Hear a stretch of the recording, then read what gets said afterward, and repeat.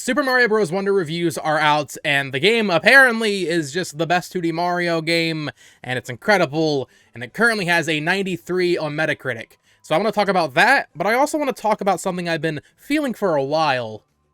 Nintendo does not miss. Almost ever. And that's kind of crazy.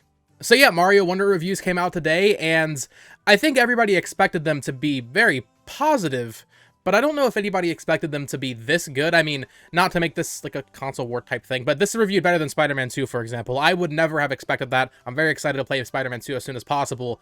But this has a 93 on Metacritic, it has a 90, and it's one of the best reviewed games of the year, right behind Baldur's Gate and Tears of the Kingdom, of course.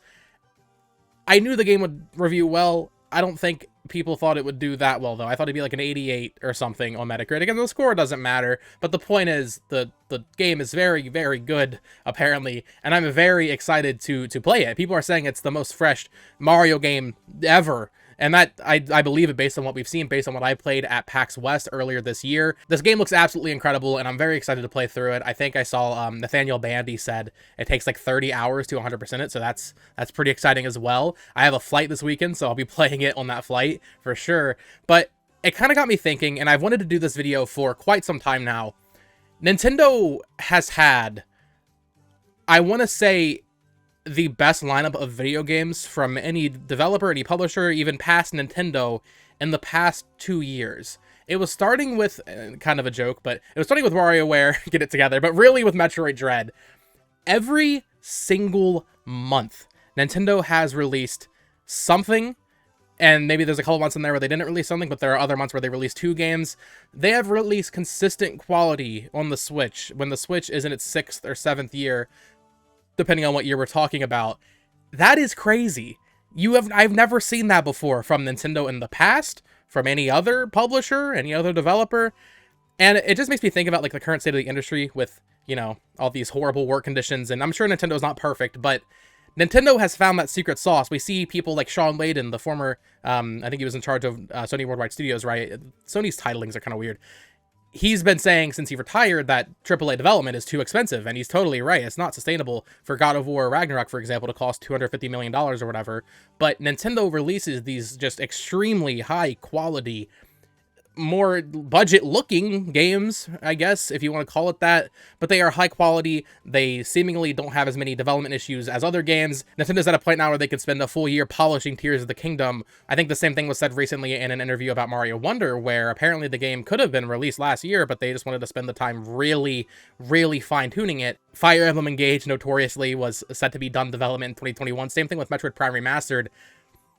They have found some sort of secret sauce over there that they didn't have back in 2013 with the Wii U and that entire generation.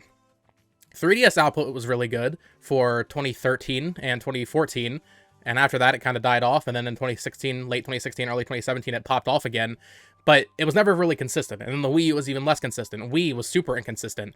DS was pretty consistent, but with the Switch, now that they've had both of their hardwares unified, it feels like, you know, I remember in 2017, 2018, people were actually disappointed with how many ports there were. And that's still something that people talk about, how many remakes and ports are coming to the Switch, first party-wise. But people were questioning, like, okay, well, if they're not focusing on 2 things, the Wii U and 3DS now, why isn't there more new first-party games on this new singular platform moving forward for Nintendo? We are at that point now. The development efforts have finally lined up where the pipeline for their first-party output is just so smooth and seamless that we get a game every month, sometimes 2. Sometimes, in rare exceptions, there are months with no games, but usually there is something, and that is just so impressive. I listen to a lot of other podcasts, PlayStation podcasts, Xbox podcasts. I actually don't listen to any Nintendo podcasts because I like hearing about Xbox specifically because I don't really play Xbox too much, and the PlayStation I play a ton. And these people always like discredit Nintendo like just completely. They're like, oh, they just don't make that good of games, or they don't.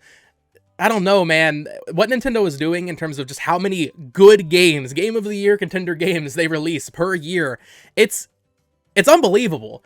I don't really know what other point I'm trying to make in this video, but their output is unbelievable. Ever since Metroid Dread. Metroid Dread came out, then the following month we got, well, Brilliant Diamond and Shining Pearl, but then early in 2022, 2022 was when I really started noticing it. We got Legends Arceus, then we got Triangle Strategy, then we got Kirby and the Forgotten Land, Switch Sports, Mario Strikers Battle League, and not all of these games are absolute bangers, but Kirby and the Forgotten Land is I would say, the best Kirby game. Pokemon Legends Arceus is the first good Pokemon game in a long time.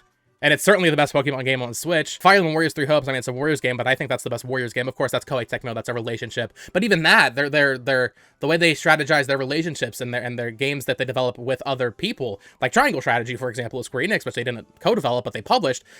The scheduling, their schedule is perfect. There's basically no flaws at any point with a Nintendo console now, which is just insane. And then even further into 2022, I mean, remember when Xenoblade Chronicles 3 was announced?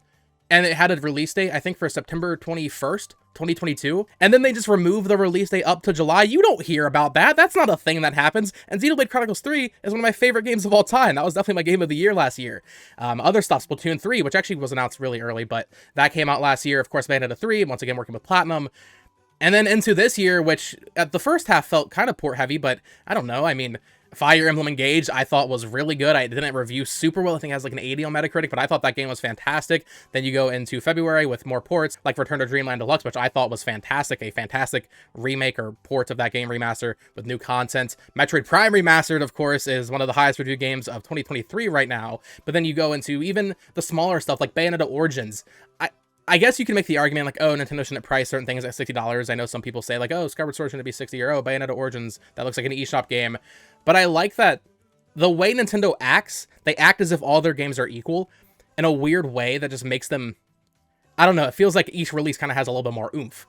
I didn't really care about Advance Wars, but they still, well, maybe Nintendo didn't care about that game either. Maybe that's not the best example, but I don't know. I feel like every month there's just something. And then, you know, we had those reports at the end of last year or early this year from, I think, Christopher Dring and Andy Robinson over at VGC saying that Tears of the Kingdom would be the last important Nintendo Switch title.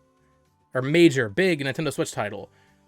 Okay, but then we got Pikmin 4 right after, and that's also one of the best reviewed games of the year, and it's probably the best Pikmin game, and I freaking loved it. But, okay, Pikmin's niche, that's fine. But then you get Super Mario Bros. Wonder, which hadn't been announced at that point, and it reviews almost as well as Tears of the Kingdom. It's just crazy how their output is just absurd. The amount of really high quality games Nintendo is pumping out at this point, they have cracked the code. I think with the Wii U and even early Switch, they were still kind of feeling the effects of the Wii U. HD development, I guess, was a big hurdle for them. Of course, a lot of those teams were working on 3DS games, intelligent systems. First HD game would have been that they do Game of Mario. If not Game of Mario, then it would have been Paper Mario Color Splash, which was at the tail end of that. Or even HAL, for example, with Kirby. Or, of course, Game Freak. I do want to mention Game Freak. I'm sure I'll get comments being like, oh, Nintendo does miss. Nintendo does miss all the time with Pokemon Scarlet and Violet. Yeah, they do. A couple times. And to be fair, that is almost exclusively Game Freak and the Pokemon Company. I feel like if Nintendo had more control over that, that would not happen. Nintendo likes releasing a game every month, and they like having all this stuff come out and selling 20 million copies of Pokemon every year. But I think if Nintendo had full control of Pokemon, we would not be seeing an annualized release. I just don't think we would. Because as we've seen with Tears of the Kingdom, as we've seen with Mario Wonder, they're willing to wait. They're willing to just sit on the stuff and give the developers time until the stuff's ready. I'm sure someone will also comment about the Mario sports games, and yeah, those games release pretty bare bones. But, and I'm not trying to like really defend it because I don't think the sports games on Switch are that great. I think Mario Tennis and Power Golf Super Rush are pretty good, actually. People act like those games and the way they release content for them was just like this big deal.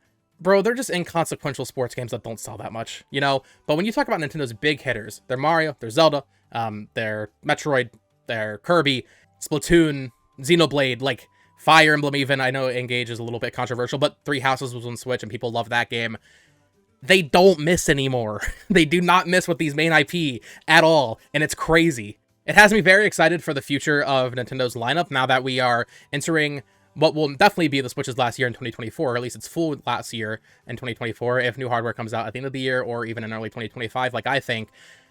I'll be curious to see how a game like Princess Peach Showtime does, because that's a completely new thing. Or even these remakes like Thousand Year Door. I mean, that's going to review well no matter what, I feel like. But I'm curious about these new games, which we don't know too much about new stuff coming in next year, but Metroid Prime 4. I feel like Nintendo's not going to release that game unless they think it's a 10. Like, I really do think that game, there's no chance it releases and it's not anything other than amazing. People might have high expectations for it, which might skew perspective a little bit, but I'm excited to see that. And then, of course, in the Switch 2, and seeing how they top all of these things again. How does HAL make the next Kirby game even better than Forgotten Land? How does Nintendo make the next 3D and 2D Mario better than Odyssey and better than Mario Wonder? How does the Zelda team make the next Zelda game better than Tears of the Kingdom? I mean, they have reached an absolute pinnacle of quality, I think, for this company. I know everyone has their certain Nintendo console that they're nostalgic for. NES, SNES especially is a very popular one. GameCube, but I think at this point it's pretty undisputed that the Switch library is the best of any Nintendo console, even just looking at their first-party new stuff. You can take out every port, every remake. The new original content, the new original games on Switch have, I think, surpassed any other Nintendo console. So tell me why I'm wrong in the comments below. So that's going to do it for this video, guys. Thank you so much for watching. Let me know what your thoughts are on Nintendo as a whole recently. I feel like they just cannot be stopped. They just feel like an unbeatable force, and they just release so much stuff. So yeah, let me know your thoughts down in the comments below. Of course, subscribe here for more Nintendo coverage like this kind of frequently. Kind of been busy recently, but trying to get back on that schedule here soon. And of course, follow me on X, where we will have to pay $1 soon to even use it. Fantastic. Until next time, folks. Peace.